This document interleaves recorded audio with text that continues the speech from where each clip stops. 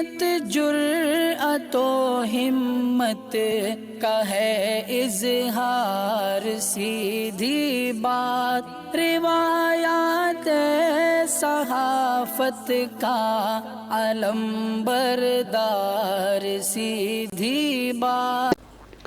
नाज़रीन गिरामी अस्सलामु अलैकुम वरहमतुल्लाहि वबरकातुहू। सीधी बात के ताज़ा तरीन प्राइम टाइम में आप लोगों का इस्तकबाल है। नाज़रीन गिरामी, मैं अंसार अज़ीज़ नदवी इस वक्त आप लोगों के सामने कुछ अहम तरीन ख़बरें, कुछ वायरल वीडियोस और कुछ तनक़ीदी तज़्ज़िये लेकर के हाज़िर हुआ। नाज़रीन गिरामी, किस तरह से वज़ीर-ए-आज़म मोदी की तकरीर में खलल पड़ने के बाद ट्रोल किए जा रहे हैं, टेलीप्रॉम्प्टर के ज़रिए जो कुछ हुआ आप जानते हैं, इसकी तफसीलात रखूँगा। पटना से पंजाब लौट रहे कई सिख यात्रियों पर पथराव के बाद हालात ख़राब हो चुके हैं। तो SPRLD इत्तेहाद से एक भी मुस्लिम उम्मीदवार ना आने की वजह से तशवीश पाई जा रही है मुजफ्फरनगर में। तो ओवैसी ने एक और लिस्ट जारी कर दी है और एक ब्राह्मण को भी टिकट दिया है, उस पर गुफ्तगू होगी। तो यूपी इलेक्शन में टकेत परिवार का आखिर क्या रवैया होगा, इस पर भी बात होगी। कूड़ेदान में बैठे किताब पढ़ते बच्चे की तस्वीर ने इस वक्त दुनिया में हलचल मचाई हुई है। तो अरब इत्तेहाद की सना पर बमबारी की खबरें आ रही हैं और भी बहुत सारी खबरें। नाज़रीन गिरामी, ये सारी चीज़ें रखूँ से पहले आप लोगों से दरख्वास्त है कि जिन अहबाब ने हमारे चैनल को सब्सक्राइब नहीं किया है कर लें, हमारी वीडियोज़ को दूसरों तक पहुँचाने में हमारी मदद करें, लिंक को शेयर करें। इदारे की मजबूती नाज़रीन गिरामी आप लोगों की मजबूती है, आप जानते हैं कि आपको करना क्या है।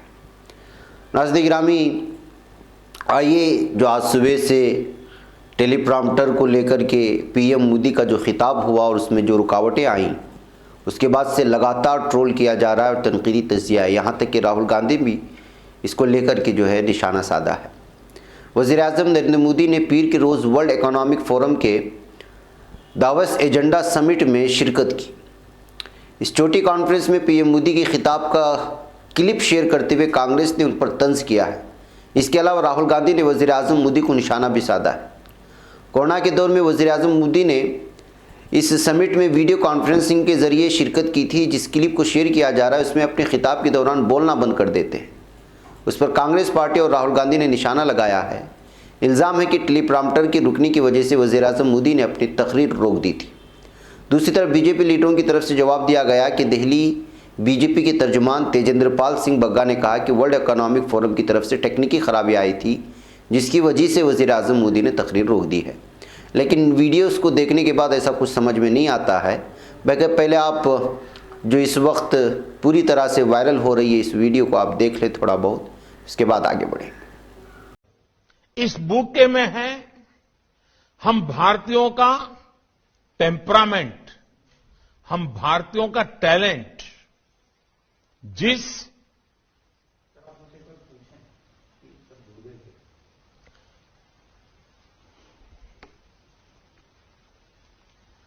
क्लास सब ठीक से सुना रहा है? I hear you, Mr. President. और हमारा इंटरप्रेटर की आवाज भी पहुंच रही है सबको।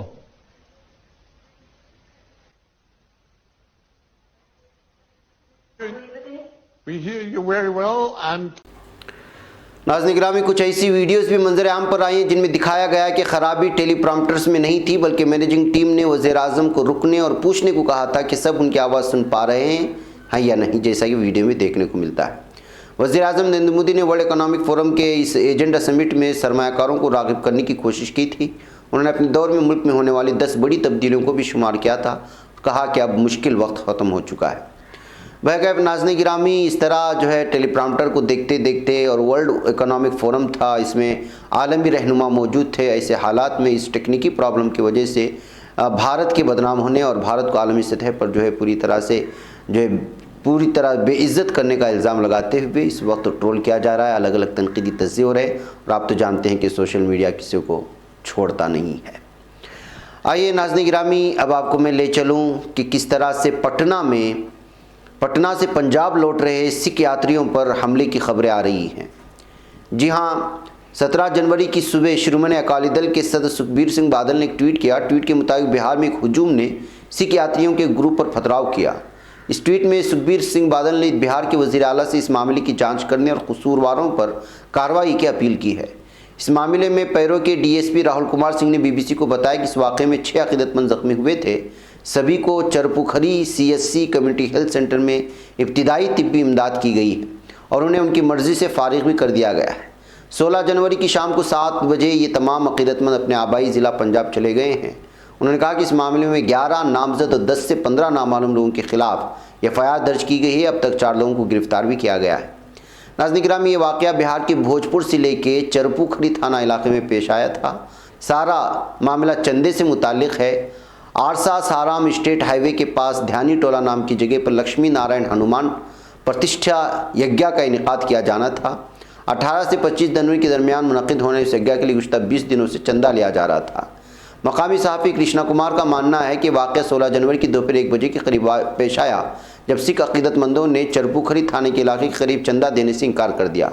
इनकार करने पर पैसे लेने वाले मकामी नौजवानों के साथ मारपीट कर दी।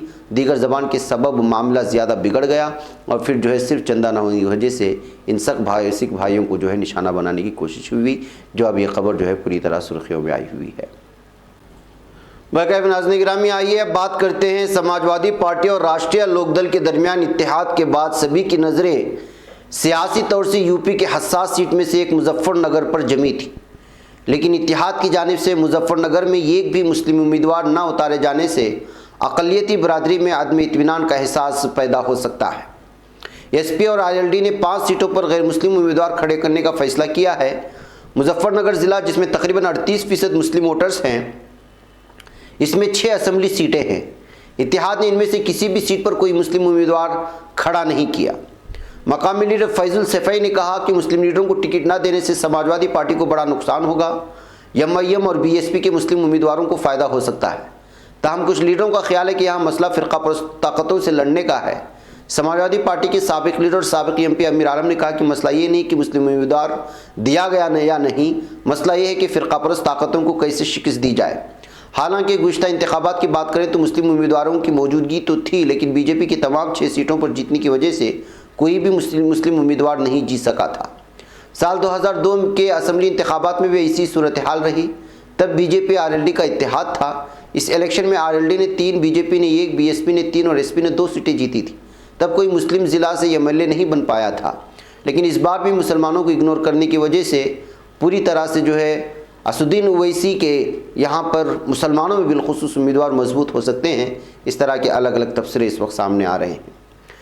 नाज़रीन गिरामी, आइए अब बात करते हैं, ओवैसी ने भी दूसरी लिस्ट जारी कर दी है और एक ब्राह्मण को भी टिकट दिया गया है एमआईएम की जानिब से। जी हाँ, इस बार उत्तर प्रदेश असम्बली इंतखाबात में हैदराबाद के मेंबर पार्लियामेंट ओवैसी की पार्टी ऑल इंडिया मजलिस इत्तेहादुल मुस्लिमीन भी किस्मत आजमा रही है, जिस तरह आप जानते हैं।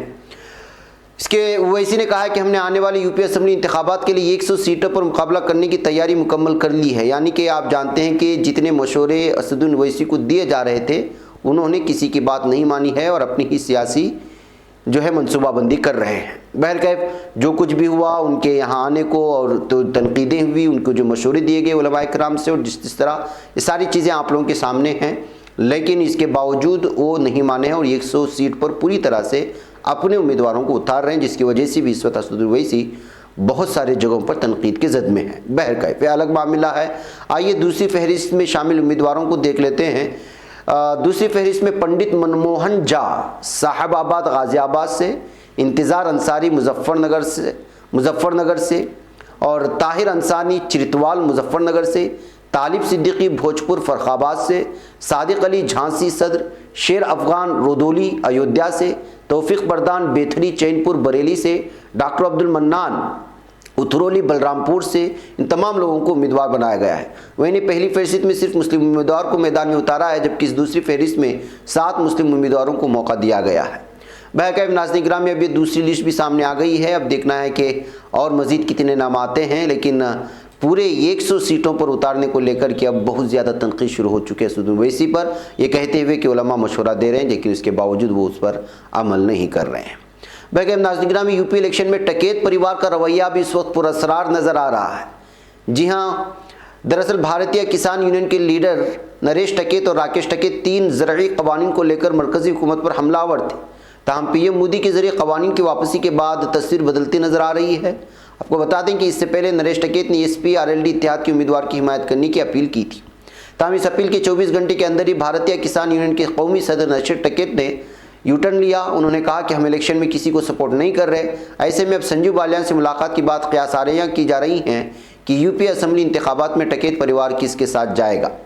आपको बताते चले कि इस मीटिंग के अलावा भारतीय किसान यूनियन के तर्जुमान राकेश टिकैत ने मरकजी हुकूमत पर वादा खिलाफी करने का इल्ज़ाम लगाया है।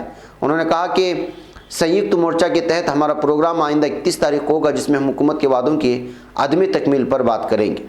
बहरकैफ नाज़रीन गिरामी, चूँकि इस वक्त किसानों का सपोर्ट जिस पार्टी के साथ जाएगा वो टर्निंग पॉइंट होगा, इस वजह से टिकैत और पूरे किसान बरादरी का भी किस तरफ रुझान है इसको भी देखा जाए। जाहिर सी बात है कि बीजेपी को तो होगा नहीं, लेकिन बाकी जो सेकुलर पार्टी बीएसपी, एसपी या फिर कांग्रेस या दीगर कौन सी पार्टियों के साथ किसान का ये पूरा तबका जाएगा, ये अहम तरीन माना रखता है। नाज़रीन गिरामी, कल से एक तस्वीर बहुत ज़्यादा हलचल मचाए हुए है और वो है कूड़ेदान पर बैठ करके एक बच्चे का पढ़ना। लबनान में एक 10 साला शामी बच्चे हुसैन की तस्वीर ने सोशल मीडिया पर लोगों के दिल पिघला दिए। तस्वीर देखकर लोगों की जानिब से वसी पैमाने पर हमदर्दी देखने में आ रही है और वो इस बच्चे की मदद के वास्ते उसका पता मालूम करने के ख्वाहां हैं।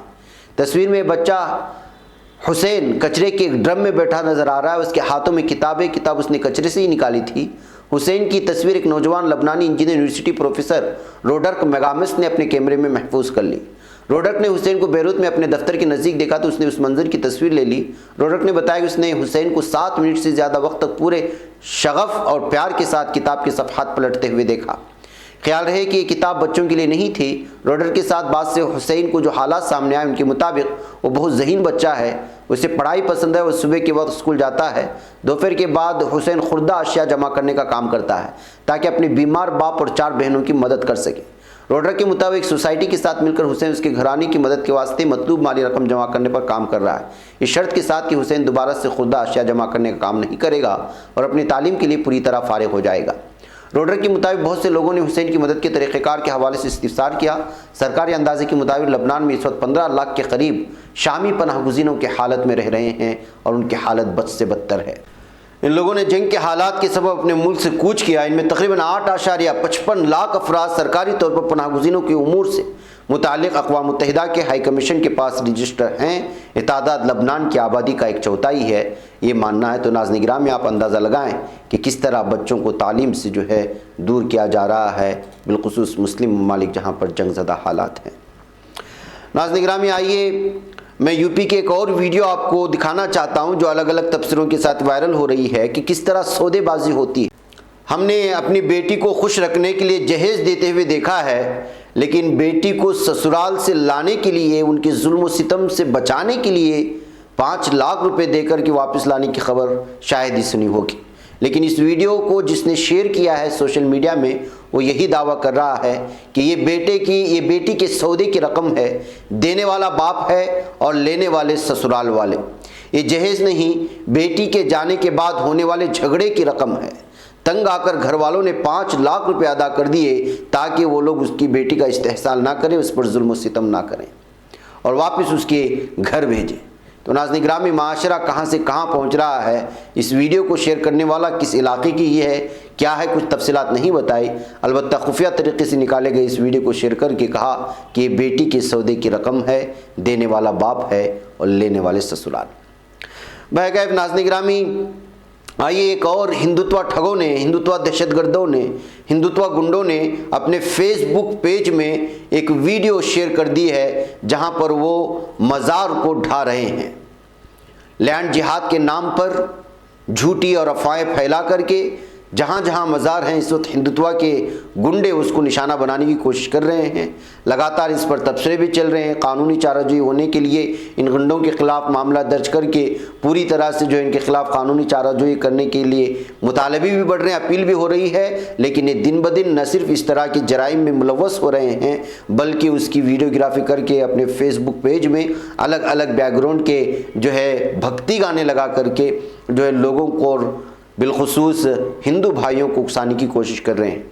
ये देखिए, ये मज़ार है। कहा जा रहा है कि हिंदू जागरण मंच के ये दहशतगर्द गुंडे हैं, हिंदुत्व गुंडे हैं। इन्होंने जो है हिमाचल के एक रास्ते में पड़ने वाले एक मज़ार को न सिर्फ उसको गिराया, बिल्कुल उसको लाइव भी दिखाया अपने फेसबुक पेज में।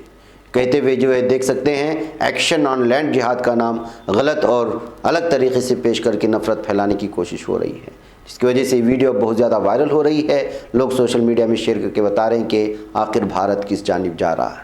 बहरकैफ नाज़रीन गिरामी, मुझे यहाँ पर इजाज़त। अस्सलामु अलैकुम रहमतुल्लाहि व बरकातुहू। नहीं बच पाता है कोई सहाफ़ी की निगाहों से, मिलाता है ये लोगों को मोहब्बत की पनाहों से। करम और दर्द मंदी का है एक संसार, सीधी बात। अज़ीमत जुर्अतो हिम्मत का है इज़हार, सीधी बात। अज़ीमत जुर्अतो हिम्मत का है इज़हार, सीधी बात। ये चैनल हक निगर बनकर कुचल देता है फितनों को।